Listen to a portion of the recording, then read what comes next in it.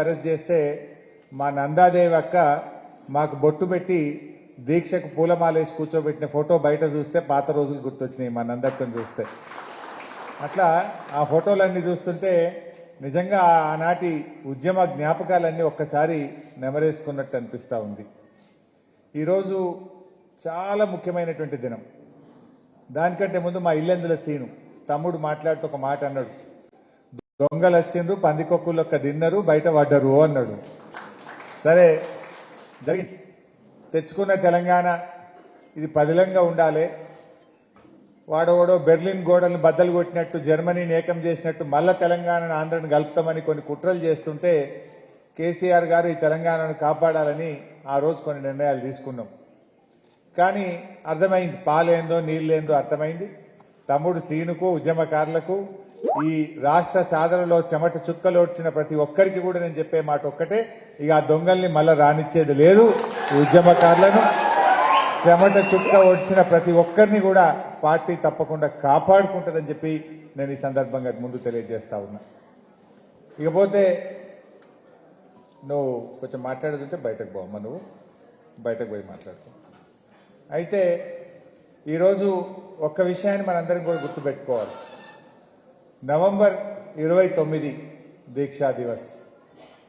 ఈ దీక్షా దివస్కు చాలా ప్రాధాన్యత ఉన్నది. అసలు దీనికంటే ముందు ఒక 2 నిమిషాలు అసలు మనం మాట్లాడుకోవాల్సిన అవసరం ఉంది. తెలంగాణ ఉద్యమం అనేది కొత్తది కాదు. రాష్ట్ర ఏర్పాటు నుంచే మేము కలవము అని మన పోరాటం స్టార్ట్ అయింది. 1956లో తెలంగాణను ఆంధ్రలో కలపడం మాకు అన్యాయం జరుగుతుందని ఆనాడే మన పెద్దలందరూ కూడా పోరాటం చేసింది. అంటే పెళ్లి పీటల మీదనే విడాకుల పాట పాడరు ఎవరు, కానీ తెలంగాణను ఆంధ్రాన్ని కలిపేటప్పుడే ఇది శృతిలేని సంసారం అవుతుంది, మా తెలంగాణకు అన్యాయం అవుతుంది, ఈ ఆంధ్రులతో మేము బతకలేము అని చెప్పి 56లోనే ఆనాటి పెద్దలు వ్యతిరేకించింది. సరే బలవంతంగా కలిపింది. 6 సూత్రాలు అన్నారు, మీ బడ్జెట్ మీకే అన్నారు, మీ ఉద్యోగాలు మీకే అన్నారు, ఎన్నో చట్టబద్ధతలు కల్పిస్తామన్నారు. అన్నీ ఉత్తయ్య అయినాయి. ఆనాటి మన పెద్దలు భయపడ్డ భయాలన్నీ కూడా నిజమైనాయి. ఆ తర్వాత 69లో పెద్ద ఉద్యమం రావడం, 369 మంది చనిపోవడం, అదంతా కూడా మీకు చరిత్ర తెలిసిందే. ఇంకా ఆ తర్వాత ఏమైందంటే ఇక ఏడొస్తే తెలంగాణ, గంత పెద్ద ఉద్యమంలో తెలంగాణ రాలేదు, అన్ని బలిదానాలు జరుగుతున్నాయి తెలంగాణ రాలేదు, 11 ఎంపీలు గెలుస్తున్నాయి తెలంగాణ రాలేదు, ఇంకేమొస్తుందని నీరు గారిపోయిన పరిస్థితి. ఆ సమయంలో దేశంలో కొత్తగా 3 రాష్ట్రాలు ఏర్పడ్డాయి. జార్ఖండ్, ఛత్తీస్గఢ్, ఉత్తరాఖండ్. ఈ 3 కొత్త రాష్ట్రాలు ఏర్పడ్డప్పుడు మళ్లీ ఆశలు చిగురించినాయి. ఎవరో ఒక నాయకుడు కావాలి అని అందరూ ఎదురు చూస్తున్నారు. ఆచార్య జయశంకర్ గారు పెళ్లి చేసుకోలేదు, ఆయన జీవితమంతా తెలంగాణ కోసం అంకితం చేసింది. ఆయన జీవితమంతా తెలంగాణకు జరుగుతున్న అన్యాయాలను రాస్తూ ఎప్పటికైనా కేసీఆర్ లాంటి ఒక నాయకుడు రాకపోతాడా అని చెప్పి ఆయన పోరాటం కొనసాగిస్తూనే ఉన్నాడు. ఆ సమయంలో కరెంటు బిల్లులు పెంచడం, తెలంగాణ రైతుల నడ్డీ విరిచే ఆనాటి ముఖ్యమంత్రి నిర్ణయాన్ని వ్యతిరేకిస్తూ జై తెలంగాణ అని కేసీఆర్ గారు బయలుదేరింది. ఇదే సరి అయిన సమయం. దేశంలో సంకీర్ణ యుగాలు నడుస్తున్నాయి.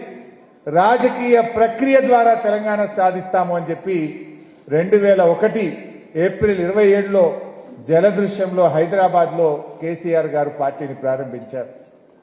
మన సిద్దిపేటలోనే మా మల్లన్న ఉన్నాడు. ఇక్కడ కోనాయిపల్లి గ్రామంలో వెంకటేశ్వర స్వామికి దండం పెట్టుకొని, తాను నమ్మిన దేవుడికి దండం పెట్టుకొని సిద్దిపేట నుంచి బయలుదేరిండు కేసీఆర్. ఇక్కడి నుంచి బయలుదేరి పార్టీ ప్రారంభించి అద్భుతంగా ముందుకు తీసుకొని పోయింది. మరి ఆ రోజు ప్రారంభమైన ఉద్యమం మరి 2004 దాకా చాలా పోరాటాలు జరిగినాయి. పార్టీ పెట్టిన తొలినాళ్లలోనే కరీంనగర్, నిజామాబాద్ జిల్లా పరిషత్తులు గెలిపించుకున్నాం. పార్టీని బలోపేతం చేసింది, రాజకీయ పార్టీగా మలిచింది.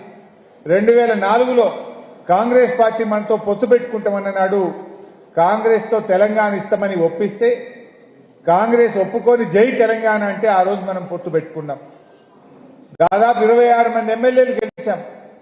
కేసీఆర్ గారు ఢిల్లీకి పోయింది, మనం 5 ఎంపీలు గెలిచాం. మీరు ఢిల్లీలో కేంద్ర ప్రభుత్వంలో చేరండి అని కేసీఆర్ అడిగితే నేను మంత్రి పదవుల కోసం ఢిల్లీ రాలేదు, నాకు వద్దు మంత్రి పదవి, నాకు తెలంగాణ కావాలి అన్నాడు. అంటే లేలే మీరు చేరాలని సోనియా గాంధీ గారు పట్టుబట్టి ఆ రోజు కేసీఆర్ గారు కామన్ మినిమం ప్రోగ్రామ్, అప్పుడు దేశంలో ఏర్పడ్డ యూపీఏ ప్రభుత్వం 5 ఏళ్లలో ఏమేం పనులు చేయాలనో కామన్ మినిమం ప్రోగ్రామ్ అని ఒక ప్రోగ్రాం రాసింది. అందులో తెలంగాణ పెట్టండి, తెలంగాణ ఇష్టమని అన్న రాయండి, రాష్ట్రపతి నోట ఉభయ పార్లమెంటు సభల్లో తెలంగాణ ఇష్టమని చెప్తే నేను మంత్రి పదవిలో చేరతా అని చెప్పి ఆ రోజు షరతు పెట్టిండు కేసీఆర్. దాన్ని ఒప్పుకున్నారు.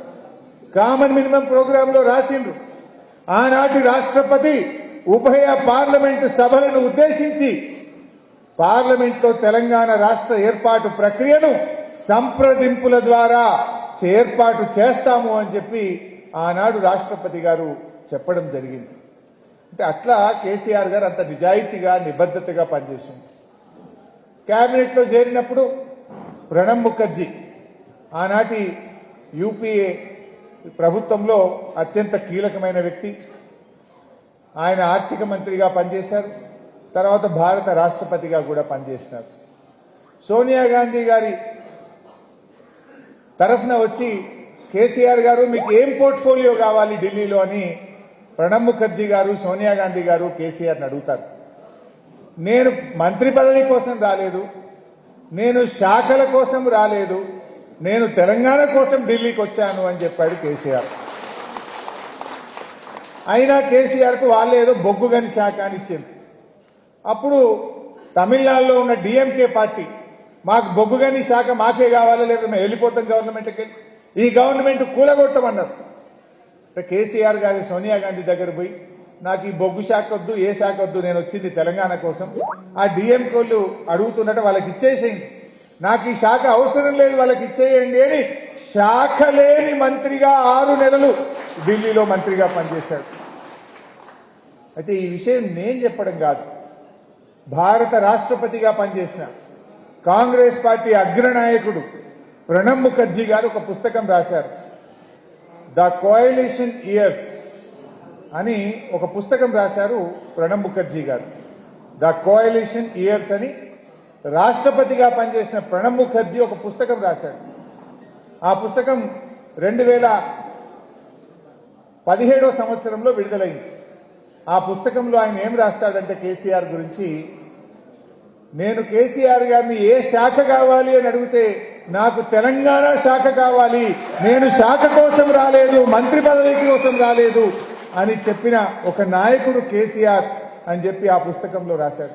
రాస్తూ కేసీఆర్లో నేను ఆ నిబద్ధత చూశాను.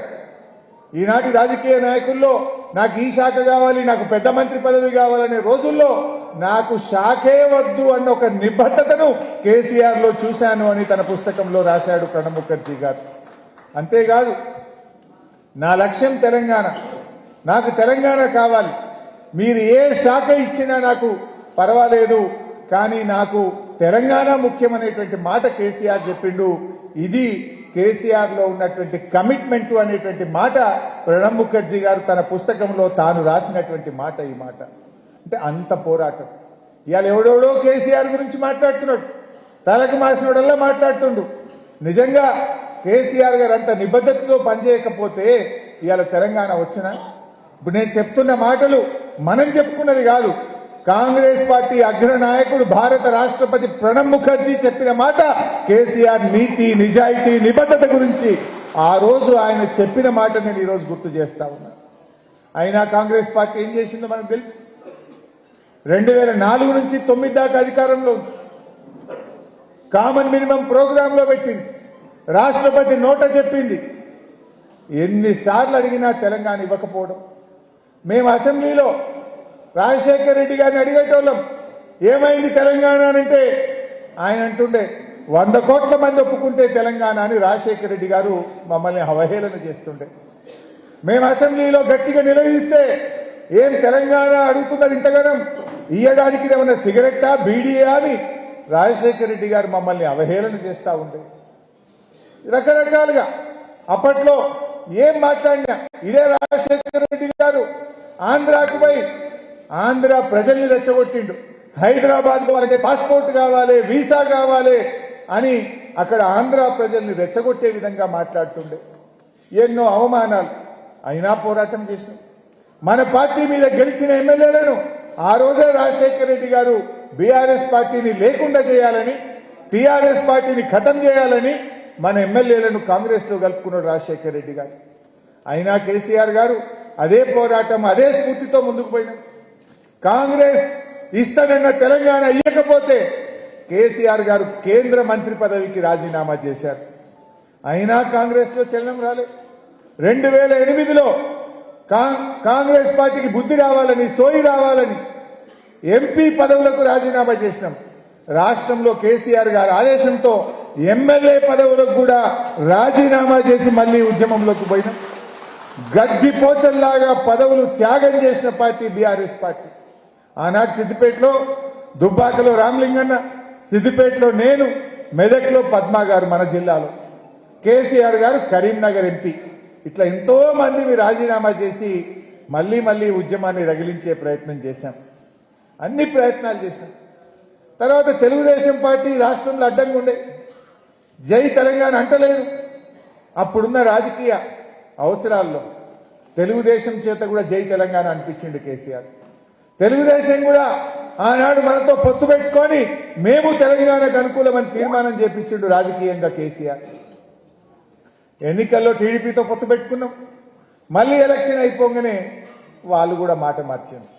అంటే ఎట్లయిపోయినాయి అంటే అన్ని పార్టీలు, బీజేపీ వాళ్ళు ఒక్క ఓటు 2 రాష్ట్రాలు అన్నారు.